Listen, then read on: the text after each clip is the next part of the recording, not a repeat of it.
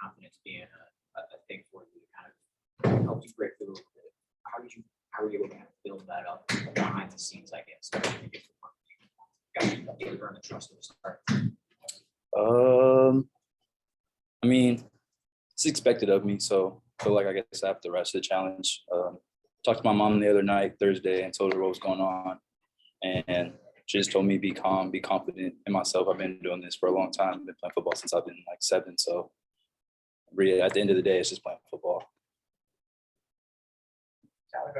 What kind of leadership or guidance did DJ Brown help you with throughout the week? Was he able to kind of walk you through that at all? Yeah, DJ was a big help.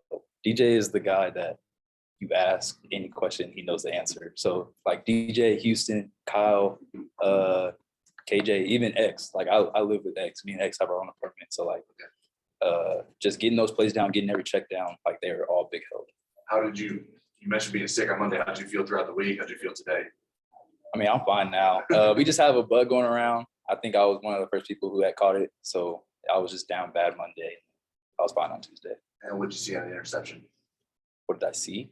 Yeah. How did you end up in that situation? How did you make that play? I guess is the better way to ask that question. Honestly, I probably wouldn't have got it if DJ didn't tell me to do something. He told me to show too high, and then he bumped down, obviously, and then I ran to the post, and 16 just showed eyes to 3. So I just literally ran over there and just tried to catch the ball. How much of a benefit do you think is for the defense that you're playing so many guys now? Time maybe because you had to, but like in terms of keeping more guys engaged and helping the defense improve during the season? From my personal view, I think it helps a lot with confidence because I mean, from my experience last year and just the beginning of this year, I mean, you do kind of feel lost in the emotions or lost in throughout the season when you don't play. So like having the involvement of everyone, getting everyone involved and being able to like watch film and be like, yeah, like you did a good job. Like getting the pat on the back does like do a lot for you. So allowing everyone to rally, like to have a heavy rotation, I think that does a lot for our team. About Xavier, how have you noticed him growing in this role in the past couple of months? Where it looks somewhat natural. That's my guy. He's been through a lot. Switched defense, went to rover, and then went to safety.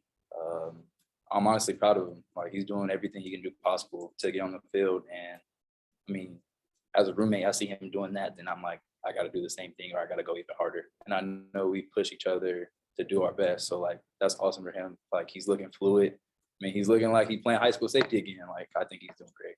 Given that background, was he pretty excited about the switch right away? I can do something with this. I believe so, yeah. I mean, at first he was like, I played safety in high school, and then I'm telling him like, bro, like defense where it's at anyway. We about to make more money anyway. So, yeah, I think he's doing well. Why do you think the defense has been able to sort of keep going with everything as even when you guys? I mean, tonight you're out without 3 starters. Why has the defense been able to sort of maneuver through that and not show any worse for the wear? We preach on the defense side of the ball. We preach a lot of next man up mentality. I mean, you see, Kyle went down, DJ went in. I went in this time, when Reek went down, I went in. You saw Drew not in there. PK went in today. So, I mean, it's a lot of you get the opportunity to take full advantage of. How good of you have Diggs' hurdle, and what did you notice on that? Oh, that was crazy. That was actually, I've watched his highlights from high school, and I was like, I mean, he's doing the same pretty stuff. I think he's going to be pretty nice to me, in my opinion. What was it like balancing in the week of practice, preparing for Brennan Armstrong went to play versus their other quarterbacks who obviously you saw tonight? And then once you got the word that it wasn't going to be Armstrong, what were those 20, 30 minutes like right before kickoff? Then we can all say 5 is a good guy. 16 is also still good, but I think they're a little bit more fluid with 5. But I mean, when we heard the news, at the end of the day, we still got to go play them. They still got to come play us. I don't think any heads turned. It was just like, yo, we got to go play. We got to stop 16. And I think D-line did a good job making him move around, making him a little nervous. I think we did good being latched on body and man coverage. So play good. When did you guys officially hear, like, all right, he's not going to be playing, it's going to be 16? I'm not sure if the whole side of the ball was aware, but I heard this morning at our shakeout. We'll finish with a question from Zoom. Len Clark, go ahead. Ramon, I think this question has been asked, but did you guys really dialed it up tonight defensively? Was that the game plan going in against Virginia? And did that change when Brendan Armstrong could not go? I don't think there was any change, whether 5 or 16 was in. We knew they were good offensively. We knew they have a lot of different people to play around. 99 is good, 3 is good. I mean, there's a lot of people on that team that can go. I don't think 15 or 16 was a major difference. At the end of the day, we just had to come play. Thanks, Ron. Appreciate it. Thank you. Thanks, Ron. Thanks. Braden, come on down. Do questions in the room first, if we have time, we'll do questions on Zoom. Room questions for Braden? Tim, go ahead. Braden, looked like when you caught that swing pass, your only thought was end zone. Mhm. How much have you been working on that play? Is it designed as a goal line player, or is it designed just to get you in space? Oh yeah, going into the week, Coach Reese dialed it up. He saw a look.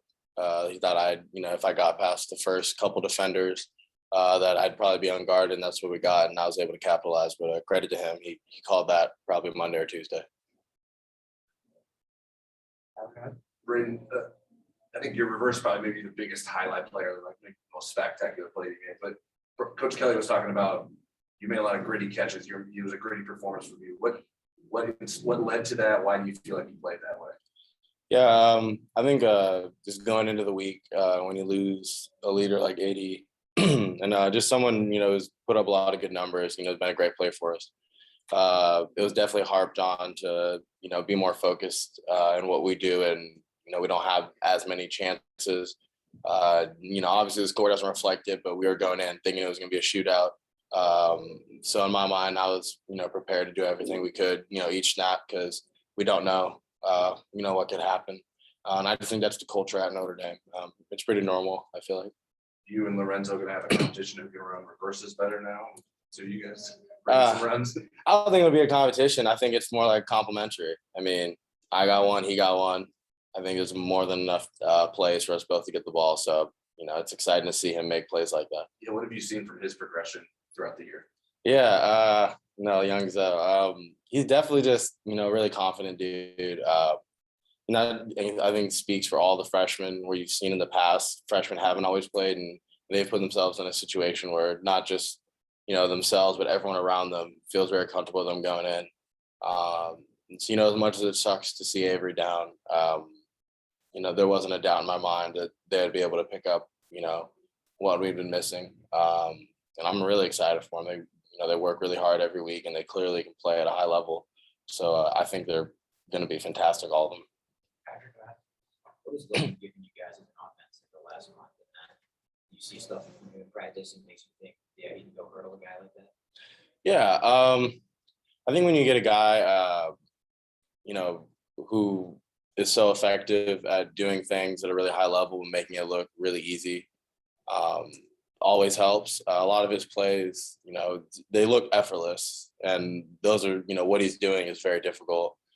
So I think a lot of it, what he does is he put the offense kind of at ease, and just a running back switch up between Chris, between Kyron. I think just in modern football, we've seen, it's been huge in the grand scheme of things. So I just think giving a different look and a different style of running has been a huge morale booster. But yeah, and he's a great kid, and he comes to work every day. So I think no one's shocked by that. It was definitely a cool angle. I messed up the block, and he got to hurdle the dude. So that was, a little like positive and negative. So I'm glad he, didn't, get hit or anything. Made film tomorrow a little bit better for me. But yeah, it was a great play. We got time for 2 more questions. Pete, and then I'll finish with Tyler. Braden, why do you think the offense is seemingly getting better, even as you lose guys? And is there any part of your group that comes away tonight thinking like that should have been like 42, not 28? Like, do you guys come out of the night offensive thinking like we actually could have been even better? Yeah, I think that's overall like the exact message we get every week. What Coach Reese harps on. I think you kind of hit it on the nose. The goal is to just kind of get better every week, and I think early in the year, there came so many games where we were winning and we just didn't feel good about the wins. And winning is not easy.